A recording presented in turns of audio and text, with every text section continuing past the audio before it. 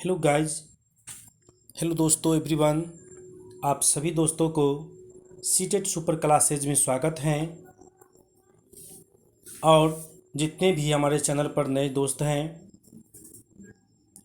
तो सभी आदमी क्या करेंगे, सबसे पहले चैनल को सब्सक्राइब कर लेंगे और बेल आइकन को प्रेस कर लेंगे ताकि जो भी नए वीडियो अपलोड होगा वह सबसे पहले आपके पास पहुंच पाएगा। और इससे आप लोग क्या करेंगे तो आगामी सीटेट के लिए तैयारी कर सकते हैं। और आज जो हम लेकर के आए हैं हिंदी पैडागोजी से 15 क्वेश्चन लेकर के आए हैं जो इस बार ऑनलाइन में एग्ज़ाम में पूछा गया है। जो 21 दिसंबर को एग्ज़ाम में पूछा गया था वही पेपर लेकर के हम आज आए हैं आप लोगों के बीच। चलिए दोस्तों, आज जो है सबसे इम्पोर्टेंट क्वेश्चन होने वाले हैं हिंदी पैडागोजी का, जो 15 क्वेश्चन इस बार भी इसी आधार पर पूछे जाएंगे। चलिए आज का क्वेश्चन हम शुरू करते हैं। आप लोग लाइक शेयर ज़रूर कीजिएगा।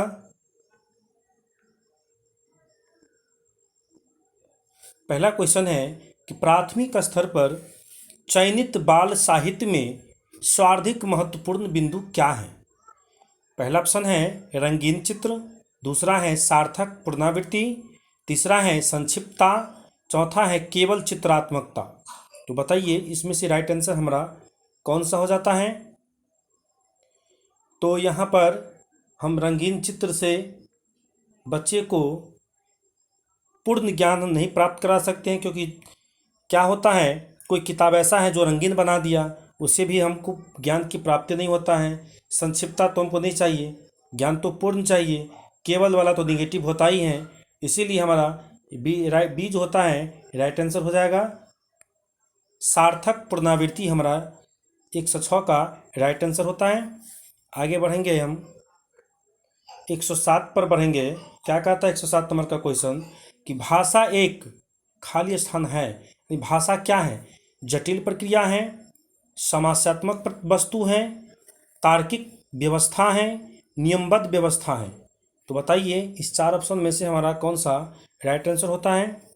तो भाषा जो एक है यह क्या है? नियमबद्ध व्यवस्था माना जाता है और ये एक नियमबद्ध व्यवस्था है। इस प्रकार से 107 का जो हमारा राइट आंसर हो जाएगा वो डी हो जाएगा। 108 पर हम चलते हैं। अभी क्या है क्वेश्चन, कक्षा 3 की हिंदी भाषा की पाठ्य पुस्तक में दिया गया अभ्यास औजारों के नाम खोज कर लिखना उदाहरण है। क्या है कि हिंदी की पाठ्य पुस्तक में एक अभ्यास है जहाँ अभ्यास का नाम है औजारों के नाम खोज कर लिखना। इस उदाहरण से क्या तात्पर्य होता है बताइए। ए में है बच्चों की सर्वज्ञ बनाने का, बच्चों को सर्वज्ञ बनाने का, दूसरा है अन्य व्यवसायों में परिचित कराने का, तीसरा है संपूर्ण पाठ्यपुस्तक में भाषा, चौथा है विषयों की शब्दावली से अनिवार्य परिचय कराना। तो बताइए इसमें से राइट आंसर कौन सा हमारा सही हो जाता है। 108 का। 108 का जो हमारा आंसर हो जाएगा, बच्चों की सर्वज्ञ हम ज्ञानता तो नहीं बना सकते हैं, वैज्ञानिक तो नहीं बना देंगे बच्चे में। बी कहता है अन्य व्यवसायों से परिचित, यानी बच्चे को हम व्यवसाय के लिए ही नहीं पढ़ाते हैं, ये भी हमारा कट जाता है। विषयों की शब्दावली को अनिवार्य रूप से परिचय कराना, ये कोई ज़रूरत नहीं है कि बड़ा से बड़ा शब्द ही बच्चा सीख लेगा सबसे पहले। तो यहाँ जो हमारा राइट आंसर बचता है कि संपूर्ण पाठचर्या में भाषा का हम अधिक से अधिक उसको प्रयोग कराएंगे, उससे बच्चे में विकास पूर्ण रूप से होगा और यहाँ सबसे अधिक सीख पाएगा। इसीलिए हमारा राइट आंसर होता है सी। चलिए आगे बढ़ेंगे 109 नंबर का क्वेश्चन पर। मुझे बैगनी रंग कतई अच्छा नहीं लगा, वाक्य में रेखांकित शब्द का मतलब बताओ। यह प्रश्न क्या दर्शाता है। ए में है बहुत कठिन है, नहीं पूछा जाना चाहिए। चलिए दूसरा कहता है बहुत सरल है, पूछा जाना चाहिए। तीसरा कहता है संदर्भ में शब्दावली का उदाहरण है। चौथा कहता है बच्चों के भाषा का ज्ञान का महत्व देता है। तो बताइए 109 का जो राइट आंसर कौन सा हो जाता है। तो जिस ऑप्शन में ये पॉजिटिव पॉइंट है कि जिस ऑप्शन में अगर आपको संदर्भ में या प्रचुर मात्रा में ऑप्शन मिले बच्चे को, वो क्या होता है, वहाँ बच्चा जल्दी और अधिक सीख सकता है। तो हमारा राइट आंसर जो होगा इसमें सी हो जाता है। इसका 109 का जो राइट आंसर होगा हमारा सी सही हो जाता है। यहाँ कहता है ए में कठिन।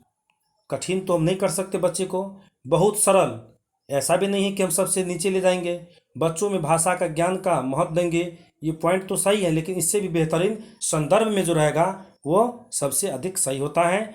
इसीलिए हमारा राइट आंसर हो जाता है यहाँ पर सी। आगे बढ़ेंगे 110 का देखेंगे दोस्तों। हमारे देश की खाली स्थान विविधता हमारा एक भाषाई खाली स्थान है। दो खाली स्थान है, ऐसा क्वेश्चन तो हर एक शिफ्ट में पूछा है इस बार। तो बताइए कि इसमें कौन सा राइट आंसर होगा। ए में कहता है साहित्य, साहित्यक चुनौती। बी नंबर में कहता है भाषिक संबल। सी में कहता है भौगोलिक और विस्तार। डी में कहता है भाषिक और हथियार। तो बताइए इस चार में से हमारा कौन सा इस दो खाली स्थान में भरा जाएगा। तो पहला नंबर में जो हम भरेंगे वो 110 का बताइए क्या होगा दोस्तों। 110 का जो होगा पहला में हम भरेंगे भाषिक को। क्या भरेंगे यहाँ पर भाषिक भरा जाएगा, और यहाँ जो भरा जाएगा वो भरा जाएगा संबल को। क्या भरा जाएगा, संबल, ये भरा जाएगा। तो हमारा राइट आंसर हो जाता है दूसरा। हमारे देश की भाषिक विविधता हमारा एक भाषाई क्या है, संबल है, इसलिए हमारा राइट आंसर दूसरा होता है सही। आगे बढ़ेंगे 111 का देखेंगे हम। प्राथमिक स्तर पर शिक्षा का माध्यम खाली स्थान ही होना चाहिए। बताइए क्या होगा, मातृभाषा होगा, हिंदी होगा, अंग्रेजी होगा, विदेशी होगा। 111 का जो राइट आंसर होगा वो सभी आदमी को मालूम होगा। बताइए क्या होगा। इसका जो राइट आंसर होता है हमारा प्राथमिक शिक्षा का माध्यम जो है क्या होना चाहिए, मातृभाषा में होना चाहिए। ये नहीं है कि बच्चा है 1 to 5 का, उसको कह देंगे तो अंग्रेजी बोलो, ऐसा तो संभव नहीं है। इसीलिए उसका जो मातृभाषा है इसी भाषा में हम बच्चे को क्लास देंगे और शिक्षा ग्रहण कराएंगे ताकि वो बेहतरीन ढंग से समझ सके। इसीलिए राइट आंसर यहाँ हमारा जाता है पहला, मातृभाषा होगा। 112 देखते हैं। विभिन्न प्रकार की शिक्षण सामग्री भाषा सीखने सिखाने की प्रक्रिया को खाली स्थान बनाती हैं। बताइए इसका राइट आंसर क्या हो जाएगा। 112 का सरल होगा, बी कहता है सरल होगा, रोचक होगा, समावेशी होगा या जटिल होगा। तो बताइए इसका राइट आंसर क्या हो जाता है 112 का। 112 का जो होगा दोस्तों वो हो जाता है समावेशी। क्या हो जाएगा, समावेशी। समावेशी का मतलब है कि एक ही विद्यालय में तरह तरह के बच्चे आता है, वहाँ पर सभी को समान शिक्षा दिया जाता है, उसे हम क्या कहते हैं, समावेशी शिक्षा कहते हैं। यह राइट आंसर हो जाएगा हमको सी। आगे बढ़ेंगे 113। किस विद्या में मौखिक अभिव्यक्ति के विकास की सर्वाधिक गुंजाइश है। ए है जीवनी, दूसरा है आत्मकथा, तीसरा है डायरी, चौथा है एकांकी। 113 का बताइए कि हमारा राइट आंसर क्या हो जाएगा। तो यहाँ पर जो राइट आंसर होगा, क्या पूछा है हमको, मौखिक अभिव्यक्ति। तो मौखिक अभिव्यक्ति बच्चा कहाँ ज़्यादा प्रस्तुत करेंगे, जीवनी में तो नहीं कर सकता है, डायरी में तो लिखने का काम है, आत्मकथा में तो लिखने का काज है, लेकिन एकांकी करेंगे, कोई ड्रामा करेंगे, कोई नाटक करेंगे, वहाँ पर बच्चे का मौखिक यानी बोलने का ज़्यादा विकास होता है। इसीलिए हमारा हो जाएगा इसका राइट आंसर डी हो जाता है, जिसका नाम एकांकी है। ठीक है, आगे बढ़ेंगे दोस्तों। 114 का प्राथमिक स्तर के बच्चों में खाली स्थान और खाली स्थान के माध्यम में से लेखन कौशल का विकास किया जा सकता है। तो किस किस में हम लेखन कौशल का विकास करेंगे। ए ऑप्शन कहता है लिपि ज्ञान वर्तनी, दूसरा कहता है रेखांकन शब्द लेखन, तीसरा कहता है रेखांकन चित्रांकन, चौथा कहता है वर्तनी ज्ञान, वाक्य लेखन। तो बताइए इस 4 ऑप्शन से क्या सही होगा। 114 नंबर का बताइए। 114 नंबर का जो होगा, प्राथमिक स्तर में बच्चों में सबसे पहले किसका विकास होता है, तो रेखांकन का। यानी बच्चा जो है सबसे पहले शुरुआत करता है तो रेखा पढ़ता है या जीरो पढ़ता है या कुछ घसरता है, इस प्रकार से लिखता है, यह क्या रेखांकन का विकास होगा। और आगे जो करेगा बच्चा, वो किसी चीज़ का चित्र बनाने का प्रयास करेगा वो। ठीक है दोस्तों, क्या करेगा वो, चित्र बनाने का प्रयास करेगा। जैसे हम बना देते हैं कौवा का चित्र बनाएगा वो, तो कभी फूल का चित्र बनाएगा। इस प्रकार से वो अपने क्या कहते हैं भाषा के कौशल को सीखने का प्रयास करता है। तो इस प्रकार से जो हमारा राइट आंसर होता है 114 का, वो सी भरा जाएगा इस दोनों में। ठीक है, आगे बढ़ेंगे दोस्तों। आगे क्या है देखिए, तुम्हारी परिचित तुम्हारी परिचित नदी के किनारे क्या क्या होता है, सवाल बच्चों को खाली स्थान का अवसर देता है। कहता है कि तुम्हारे नदी के पास क्या क्या हो रहा है, वह सवाल जो है बच्चे को किस चीज़ का अवसर देता है। तो बताइए, पहला जो है अपनी नदियों की जानकारी देने के लिए, दूसरा कहता है अपने अनुभवों को साझा करने के लिए, तीसरा कहता है अपने पर्यावरण का संरक्षण करने के लिए, चौथा कहता है कि विभिन्न नदियों के नाम बताने के लिए। तो इसमें से बताइए कि हमारा राइट आंसर क्या होगा। 4 ऑप्शन में से 115 का बताइए कि बच्चे जो हैं एक नदी के किनारे जाता है, वहाँ देखता है और सवाल को पूछता है, तो वहाँ पर क्या चीज़ का उसका अनुभव होगा, वहाँ जो होगा अपने अनुभवों को क्या करेंगे, साझा करेंगे।